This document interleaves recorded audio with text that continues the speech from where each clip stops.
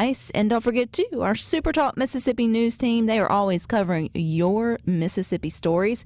Stay up to date. Sign up for our free weekly newsletter over at supertalk.fm/newsletter.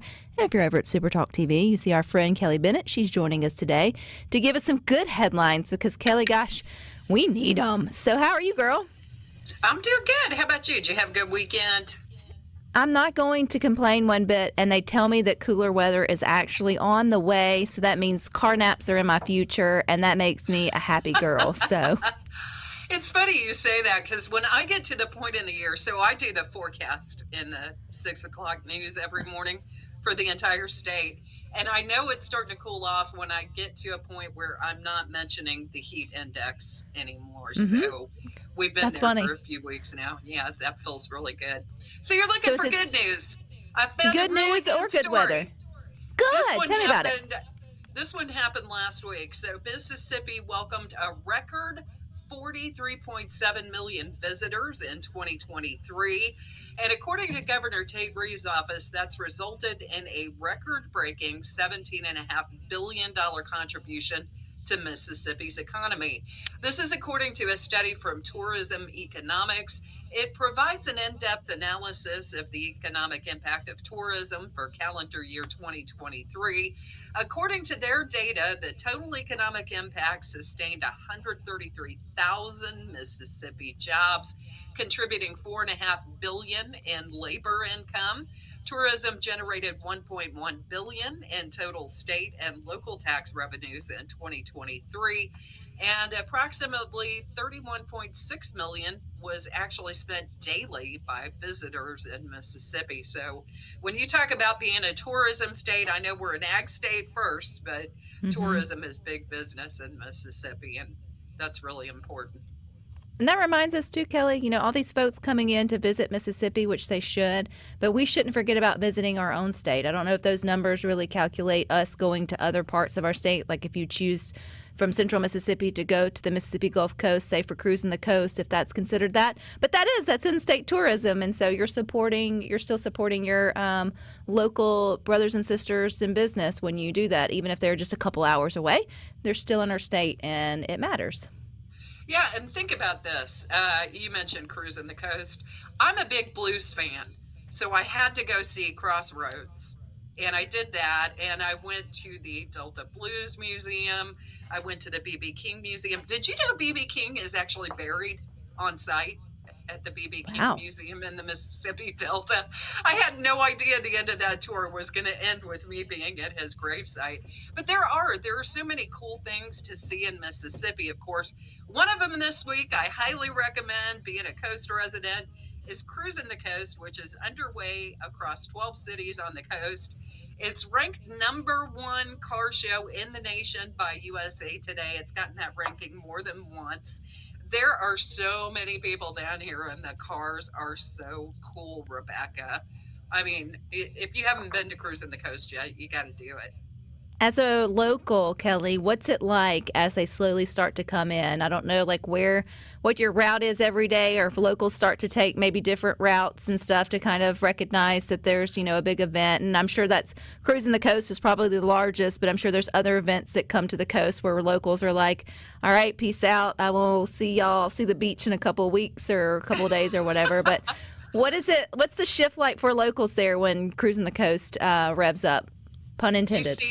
You see a lot more locals on back roads trying to avoid the traffic on Highway 90, which is kind of where everything ends up being. But what they try to do with Cruising the Coast is create events that span the entire Gulf Coast, so that, one day an event might be in Pascagoula, another one might be happening in Long Beach. And so they're kind of spreading the traffic across the entire Mississippi Gulf Coast.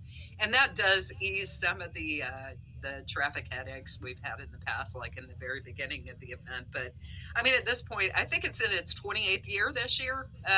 They figured it out. You get pretty good at doing a big event like this. I will say some locals leave town because of the traffic during the week of cruising the coast. But a lot of us, like myself, we like to stay and go to the events. It's just a Well, lot and of I think, fun. yeah, I think, though, but that's to each his own. You can be grateful for it, or you can pack your patience, because Right. part of it is the cruising, right? It's the slowing down, which I love. It's super hard for so many of us. Taking that slower pace so you can look, see, and admire and enjoy the route in that way. Does it ever get old seeing what cars show up, Kelly?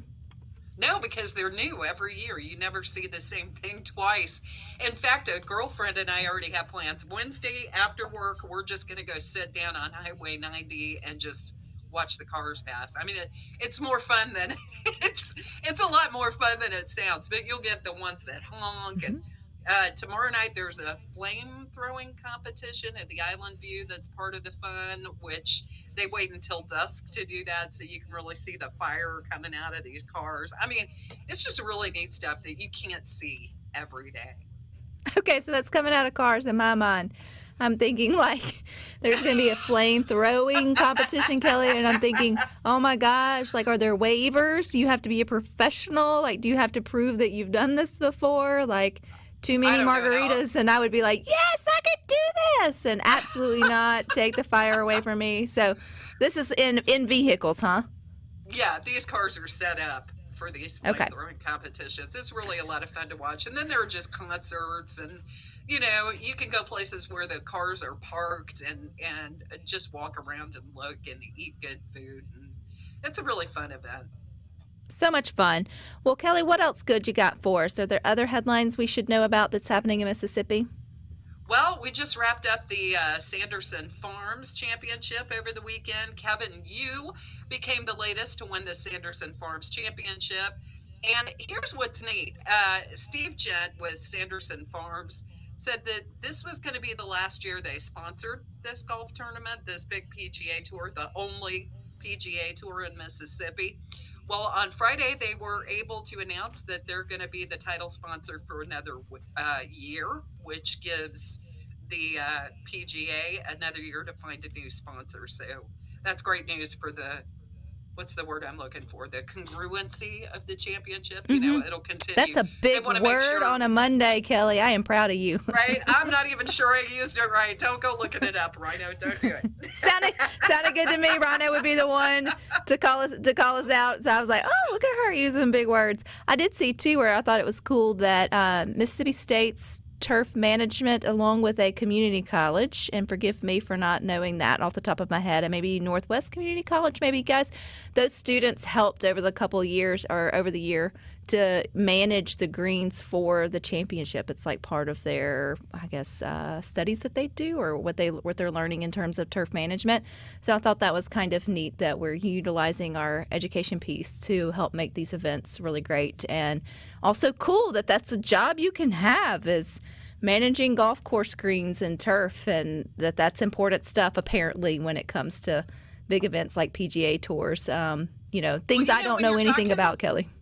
Yeah. When you're talking about good things, we have so many great golf courses in the state of Mississippi. I don't know about maybe further north, but I know South Mississippi has some really great golf courses. And that's another thing. Me and my friends and I keep saying, we're going to go golfing. We're waiting until the weather kind of cools off. So we're getting at that point, and I've got a girlfriend's daughter that plays on the team in high school, and she's going to show us how it's done very soon. That's I'll have to one let thing. you know. I probably wouldn't drive for cruising the coast, but the only thing in golf I'm going to do is drive the cart, and that's probably the best scenario for that.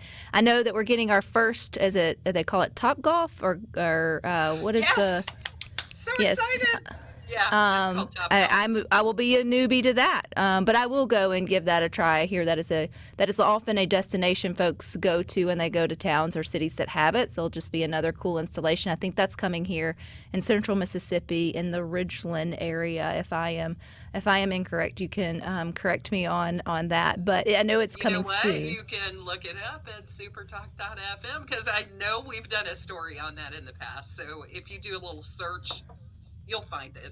Look at Mississippi. We're getting a Buc-ee's. We're getting a Top Golf. I hear Tupelo's getting a Target. I mean, what's next for our state in terms of cool things coming this way. And Kelly, I know you guys do a good job of keeping up with all of those stories and more. If people want those good headlines, where do they go for those? SuperTalk.fm. That's the best place to go. And it all lands right there on the webpage. All right. Well, I appreciate your time, Kelly. As always, you guys go to supertalk.fm. They got all the news for you, but stick with us here. We got more good for you coming up next.